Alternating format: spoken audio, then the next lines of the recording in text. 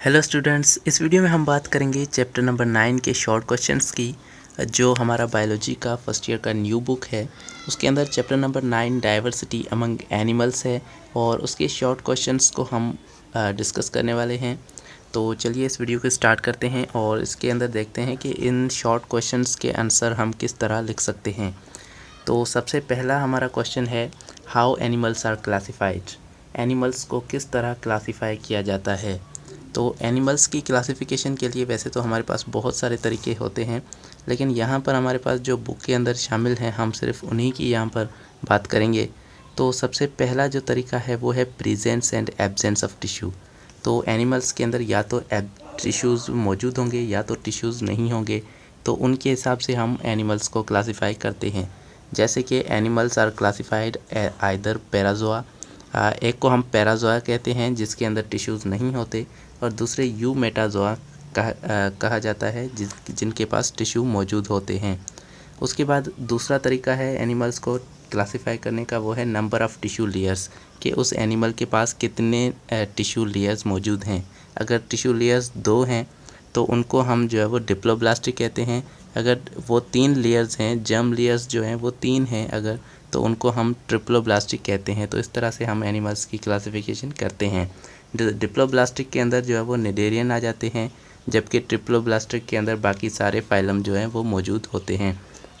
उसके बाद है सिमेट्री। सिमेट्री के हिसाब से हम उन्हें कैसे क्लासिफाई करते हैं, जैसे कि कुछ एनिमल्स के पास रेडियल सिमेट्री है, मतलब उनके जो है वो चारों तरफ से एक्सेस जो है वो सेम होंगे। अगर हम एक तरह से उनको काटते हैं तो वो बराबर हिस्सों में कट जाते हैं।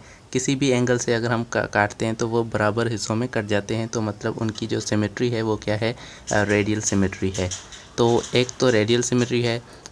दूसरा हमारे पास होता है बायलैटरल सिमेट्री, जो सिर्फ मिरर इमेजेस होते हैं। अगर हम उस एनिमल को अगर एक ही एंगल से अगर काटें तो वो 2 बराबर हिस्सों में कट जाता है। तो जैसे कि इंसान है तो इंसान को हम बीच से काटते हैं तो वो दोनों हिस्सों में कट जाता है, इसे हम बायलैटरल सिमेट्री कहते हैं। तो रेडियल और बायलैटरल सिमेट्री के जो है वो एनिमल्स होते हैं। दूसरा हमारे पास सिलम के हिसाब से हम भी उन्हें क्लासिफाई करते हैं। सिलम जो है वो एक्चुअली बॉडी कैविटी होती है। तो जिनके पास बॉडी कैविटी नहीं है उन्हें हम असिलोमेट कहते हैं, और जिनके पास बॉडी कैविटी मौजूद होती है उन्हें हम सिलोमेट कहते हैं। और उसके बाद भी इन्हें आगे सेलोम वाले जो हैं उनको भी आगे चल के क्लासिफाई किया गया है। जैसे कि प्रोटोस्ट्रॉम्स हैं जिनका माउथ पहले डेवलप होता है, और ड्यूटेरोस्ट्रॉम्स हैं जिनका जो है वो एनस पहले डेवलप होता है। तो ये हमारे पास एनिमल्स की क्लासिफिकेशन इस तरह से की जाती है। क्वेश्चन नंबर 2 है, why sponges are placed in animal kingdom when they lack tissue organisation. तो स्पंजेस जो है वो एक्चुअली टिश्यूज़ के बने हुए नहीं हैं, टिश्यू ऑर्गेनाइजेशन नहीं है उनकी, वो जो है वो सेल्स के बने हुए हैं, सेल्यूलर ऑर्गेनाइजेशन है। तो इनको जो है वो एनिमल किंगडम के अंदर शामिल क्यों किया गया है, जबकि एनिमल के अंदर तो मल्टी सेलुलर आते हैं। तो इसीलिए यहाँ पर इसका आंसर है, sponges are porifera are classified within the animal kingdom despite lacking true tissue organisation. They are multicellular organism with specialised cells that perform specific functions. They actively filter feeder and consume particles from water using quinosides. उसके बाद sponges share characteristics with many animals including multicellularity, specialized cells and type and genetic similarities. The classification highlights the diversity within the animals kingdom and evolutionary transition from the simple multicellularity to complex tissue organization at the animal groups. तो यहाँ पर ये हमें बात बताई जा रही है कि अगर स्पंजेस के पास जो है वो टिश्यू नहीं है, लेकिन स्पंजेस के बाद बाकी बहुत सारी कैरेक्टरिस्टिक्स हैं जो एनिमल से मिलती हैं, जैसे कि वो मल्टी सेलुलर हैं, वो जो है वो कंज्यूमर हैं, वो फ़िल्टर फीडर्स हैं, मतलब वो वाटर को फ़िल्टर करके अपना खाना हासिल करते हैं, तो ये कंज्यूमर हो गया। तो ये बाकी बहुत सारी कैरेक्टरिस्टिक्स जो है वो एनिमल से मिलती है, इसीलिए इन्हें हम जो है वो एनिमल किंगडम के अंदर शामिल करते हैं। तो उसके बाद हम आते हैं थर्ड पे। थर्ड क्वेश्चन के अंदर क्या पूछा जा रहा है, why flatworms are named so. तो फ्लैटवर्म जो हैं उनको फ्लैटवर्म का नाम क्यों दिया गया है, तो फ्लैटवर्म को ये नाम क्यों दिया गया है। Flatworms are named so because their flat body ribbon like shape body. तो इनकी जो बॉडी होती है वो फ्लैट होती है, सीधी होती है और रिबन की तरह होती है, इसीलिए इन्हें जो है वो फ्लैट वर्म्स का नाम दिया गया है। They are part of group of animals called platyhelminthes. ये जो है प्लेटीहेल्मिंथेस ग्रुप के से बिलोंग करते हैं, which are literally means flatworms. तो प्लेटीहेल्मिंथेस की मीनिंग भी जो है वो फ्लैट वर्म्स है और ये ग्रीक के अंदर ये वर्ड है।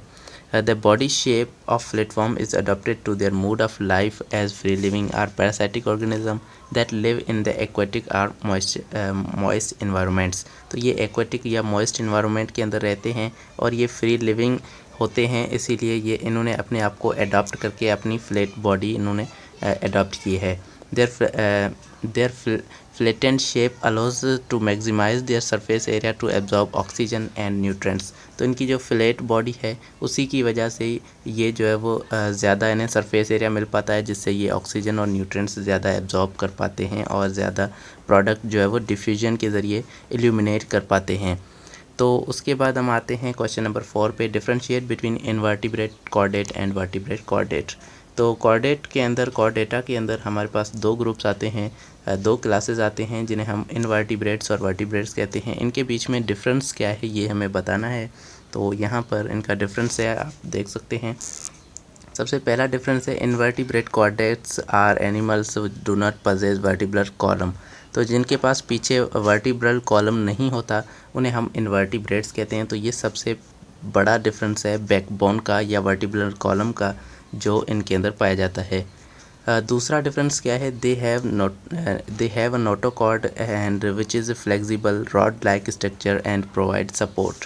Invertebrate chordate lack well developed skull to protect the brain. They typically have a simple nervous system and compared to vertebrate chordates. Example of invertebrate chordates include tunicates, sea squads और lenceltes। उसके बाद हम आते हैं vertebrate chordates के अंदर। तो इसके अंदर vertebrate chordates are animals which possess vertebral column, जिनके पास वर्टिब्रल कॉलम होता है या फिर बैकबोन होता है। तो which is a bony or cartilaginous bones backbone. तो ये बोनी हो सकता है या कार्टिलेज का बना हुआ बैकबोन हो सकता है। They are more complex special skeletal system including the well developed skull that protect the brain. तो इसको जो है वो यहाँ से ज़्यादा पढ़ेंगे तो हमारे पास वीडियो लंबी हो जाएगी, तो इससे यहाँ से आप देख कर स्टडी कर लें। आगे चलते हैं हम। फिफ्थ क्वेश्चन क्या है, differentiate between cartilaginous fishes and bony fishes. तो कार्टिलेजिनियस फिश और बोनी फिशेस के बीच में क्या डिफरेंस है ये हमें बताना है।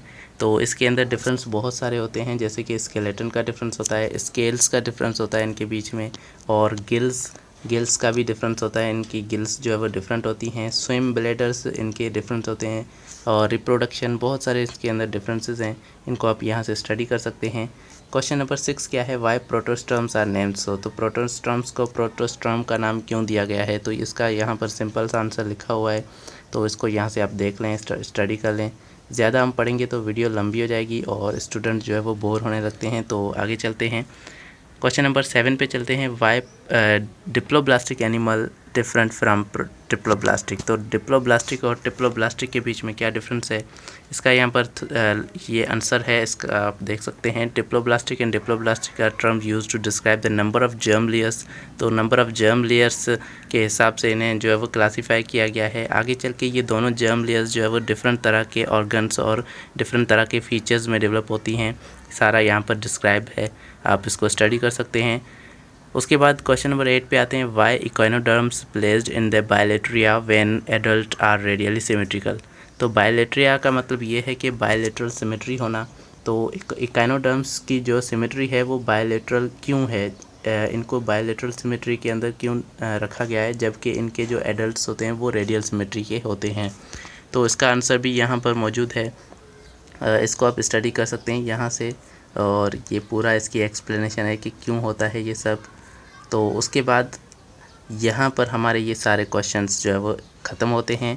अगर आपको ये सारे क्वेश्चंस और सभी चैप्टर्स के शॉर्ट और लॉन्ग क्वेश्चंस अगर चाहिए, टोटल 14 चैप्टर्स हैं और 14 चैप्टर्स के अगर आपको लॉन्ग और शॉर्ट क्वेश्चंस चाहिए तो ये पेड आपको मिलेंगे। ₹100 के, और इसके अंदर जो है वो आपको सारे शॉर्ट क्वेश्चंस और लॉन्ग क्वेश्चंस प्रोवाइड किए जाएंगे पीडीएफ की शक्ल में। हमारे पास पूरा पीडीएफ जो है यहाँ पर मौजूद है, आप इसे ख़रीद सकते हैं। और आपको यहाँ पर व्हाट्सअप नंबर दिया जा रहा है, इसको आप जो है वो नोट करके यहाँ पर इस व्हाट्सअप नंबर पर आप रब्ता करेंगे।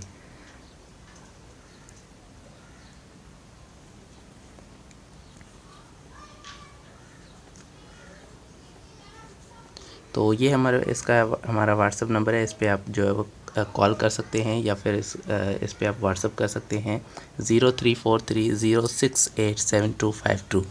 तो यहाँ से आप ये सारे नोट्स जो है वो हासिल कर सकते हैं। Thank you.